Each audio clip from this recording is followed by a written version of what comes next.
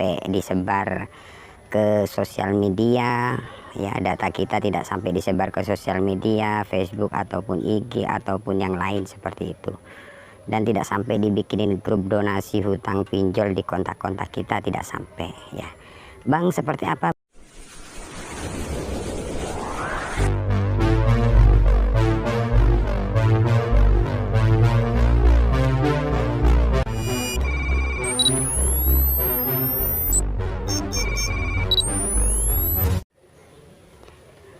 Assalamualaikum warahmatullahi wabarakatuh. Balik lagi di Markas Pinjol teman-teman ya. Oke, di video kali ini saya akan membahas seperti apa kalau kita gagal bayar atau telat bayar di aplikasi pinjaman online ilegal teman-teman ya. Jadi banyak sekali teman-teman kita yang saat ini terjerat di pinjaman online ilegal yang sudah takut ataupun kepanikan ya, karena sudah diteror terus-menerus ya oleh pihak pinjol tersebut. Oke, di sini saya mempunyai aplikasi pinjaman online ilegal yang beranak yang sudah telat sekitar hampir 2 bulan teman-teman ya. Jadi sejauh 2 bulan ini aman teman-teman. Jadi aman itu artinya ya tidak sampai disebar ke sosial media, ya, data kita tidak sampai disebar ke sosial media, Facebook ataupun IG ataupun yang lain seperti itu. Dan tidak sampai dibikinin grup donasi hutang pinjol di kontak-kontak kita, tidak sampai ya. Bang, seperti apa Bang cara mengatasi misalkan kita telat atau jatuh tempo di pinjaman online ilegal ya. Jadi simak terus buat teman-teman ya, karena di sini saya akan menjelaskan seperti apa cara menghadapi atau menangani misalkan kita tidak mampu bayar atau masih belum ada dana untuk pembayaran di aplikasi ilegal tersebut. Jadi yang pertama-tama buat teman-teman yang saat ini terjerat di pinjaman online ilegal ya. Jadi pinjaman online ilegal itu gak harus seperti ini teman-teman ya. Jadi pinjaman online ilegal itu ada yang satu aplikasi, ada yang aplikasi beranak, contohnya seperti ini ya. Jadi yang pertama-tama kalian harus kuat mental ya, itu yang pertama teman-teman, itu diwajibkan untuk kuat mental itu ya. Oke, kemudian yang kedua, misalkan kalian jatuh tempo atau sudah telat ya, telat bayar. Yang pertama pastinya kalian akan diteror ya, atau di WA ya, dengan cara-cara foto selfie kalian ya, atau foto KTP kalian itu biasanya diedit, kemudian ini foto Anda. Kalau Anda masih belum bayar hari ini juga, foto Anda ini saya sebar ke seluruh kontak kan seperti itu ya. Nah, misalkan kalian sudah dapat WA seperti itu atau SMS seperti itu ya, ancaman seperti itu dari pihak pinjol tersebut, kalian tidak usah panik ya, kalian respon aja. Responnya seperti apa Bang? Ya responnya ya kalian cari alasan seperti cari dana ya, masih belum ada dana, masih cari dana talangan, dan seperti itu seterusnya. Nah, misalkan kalian selalu merespon seperti itu ya, misalkan ada telepon kalian angkat, itu tidak bakalan ada penyebaran ke sosial media, Facebook ataupun IG ya, ataupun di kontak-kontak kita tidak keseluruhan atau tidak sampai dibikinin grup donasi hutang pinjol, itu tidak sampai.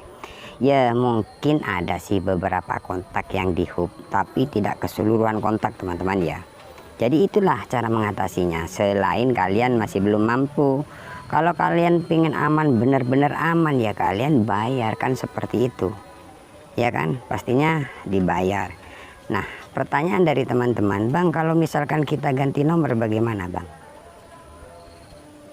Nah, misalkan teman-teman mau ganti nomor ya, ganti nomor itu resikonya di kontak-kontak kalian ya, resikonya di kontak-kontak kalian yang ada di HP kalian. Karena apa? Dari pihak pinjol, misalkan kalian mematikan nomor yang didaftarkan itu karena kalian sudah ketakutan, kepanikan, nah kontak-kontak kalian itu akan ditelepon terus-menerus oleh pihak pinjol tersebut. Jadi akhirnya marah karena tidak ikut pinjam tapi merasakan dampak dari pinjaman kalian. Jadi kontak-kontak kalian itu akan ditelepon terus-menerus agar dia marah, agar dari kontak-kontak kalian itu mencari kamu.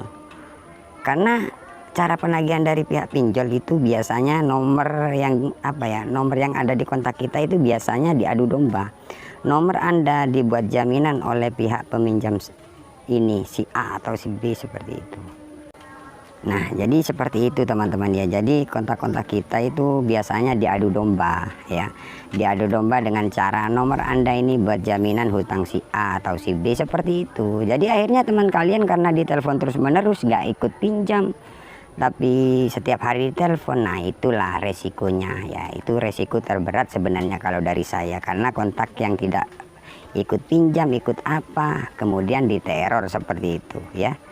Jadi intinya seperti apa ya, kalian respon dengan baik. Bahkan kalian misalkan teman-teman mampu, kalian telepon aja ke pihak penagihnya. Biasanya kan ada yang WA telepon seperti itu, kalian telepon aja. Ya iya Pak, masih belum ada dana ya, masih cari dana, masih belum gajian, seperti itu aja ya. Jadi mengelabui atau membuat alasan lah seperti itu. Jangan kalian pinjam kemudian galbay ganti nomor, sudah bodoh amat kan seperti itu. Itu ya kasihan kontak kalian seperti itu.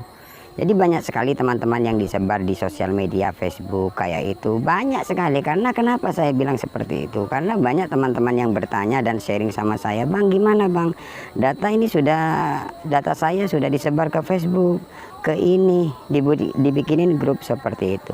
Memang seperti itu resiko kalau kita gagal di pinjaman online ilegal. Nah, cara pengatasinya ya kalian respon dengan baik ya. Misalkan ya memang sih dari pihak pinjol itu tidak mau tahu alasan apapun ya dari sang penagih itu. Pokoknya intinya kalian bayar, harus bayar. Nah, seperti itu ya. Jadi buat teman-teman, resiko gagal di pinjaman online ilegal seperti itu. Misalkan kalian mengganti nomor, ya kasihan kontak-kontak kalian. Pastinya banyak juga teman-teman yang sharing karena dimarahin oleh kontak-kontaknya, oleh teman-teman yang apa ya, teman-teman kontaknya seperti itu yang ada di HP-nya. Karena apa? Karena tidak ikut pinjam, merasa berisik juga karena ditelepon terus menerus seperti itu ya. Jadi saran saya, misalkan kalian jatuh tempo atau telat bayar di aplikasi pinjaman online ilegal, kalian harus merespon dengan baik. Tidak usah takut, memang cara-cara penagihannya seperti itu. Foto kita biasanya diedit, kemudian buat apa, poster maling yang membawa kabur hutang perusahaan kan seperti itu. Malu-maluin kan. Tapi memang seperti itu kenyataannya. Misalkan kalian jatuh tempo, telat bayar ya, gagal bayar. Jadi cara mengatasinya ya kalian respon dengan baik. Itu tidak bakalan ada yang namanya penyebaran data ke seluruh kontak ataupun sosial media. Ya cuman beberapa kontak ya itu sudah maklum karena kita sudah tidak bayar kan seperti itu. Kalau pengen aman betul ya kalian bayar seperti itu. Bahkan banyak teman-teman yang sudah lunas, bahkan ada yang disebar. Nah, itulah pinjaman online ilegal teman-teman ya. Jadi buat teman-teman tidak usah terlalu takut. Ya misalkan kalian apa ya terlalu takut itu, kalian biasanya tidak bisa mikir seperti apa sih kita balas. Nggak bisa mikir, misalkan ada WA, ada kayak gini, pokoknya panik-panik. Nah, itu dari pihak pinjolnya, misalkan teman-teman tidak pernah respon, itu ketahuan kalau kalian sudah kepanikan. Jadi akhirnya kalian selalu diteror oleh pihak pinjol tersebut. Misalkan kalian lebih berani, dari pihak pinjol biasanya tidak akan apa ya, separah teroran yang biasanya teman-teman rasakan seperti itu. Mungkin ya jarang ya. Kalau ada itu sudah pasti diteror. Nah, seperti itu teman-teman ya. Jadi ini aplikasi ini sekitar berapa, 7 kalau nggak salah ya, 7 aplikasi yang tidak dibayar. Tapi nyatanya sampai sekarang nggak ada sebar data ataupun dibikinin grup, tidak sampai disebar ke sosial media. Cuman beberapa kontak saja ya. Jadi ini banyak sekali, sekitar 7 teman-teman ya. Ini sudah hampir ya 1 bulan lebih lah ya, kurang lebih 2 bulan seperti itu. Oke, kiranya cukup sampai di sini saja untuk video kali ini. Jangan lupa like, komen, dan subscribe channel ini ya. Saya akhiri. Assalamualaikum warahmatullahi wabarakatuh.